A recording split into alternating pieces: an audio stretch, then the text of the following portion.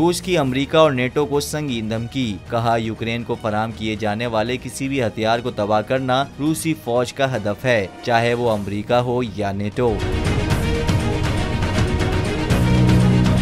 तफसीलात के मुताबिक अमरीकी महकमा खारजा के तर्जुमान नेड प्राइस ने कहा था कि कीव सिक्योरिटी फोर्सेस की जानिब से क्रीमिया पर अमरीकी हथियारों से हमला किया जा सकता है। स्टेट डिपार्टमेंट के तर्जुमान के बयान का दो टोक जवाब देते हुए रूस के सफीर एनाटोली एंटोनोव ने कहा कि ये सब पर वाज़े होना चाहिए कि जो मगरबी ममालिक यूक्रेन फौजियों को हथियार भेजेंगे, हमारी फौज उन्हें तबाह कर देगी। हम देख रहे हैं कि अमरीकी हुकाम की लफाजी हर गुजरते दिन के साथ जारहाना होती जा रही है।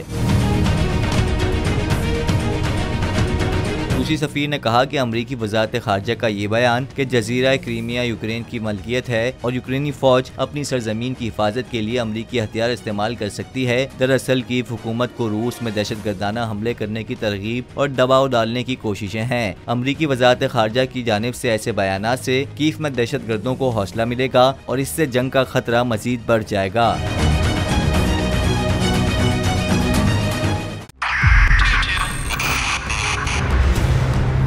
2022 बॉर्डर पे भी देखे गया पाकिस्तान की आवाम को। पाकिस्तान की आवाम को एक तोहफा ये दिया कि आवाम को पता चल गया कि पाकिस्तान का मीडिया क्या है। साल 2022 में सबसे ज्यादा देखे जाने वाला चैनल बोल्ड न्यूज रहा नंबर 1। हमने बहुत सारे शोज और ट्रांसमिशंस की, पूरा साल मुसलसल जदोजहद में निकल गया कि ये वोट ऑफ कॉन्फिडेंस के पीछे कौन लोग थे।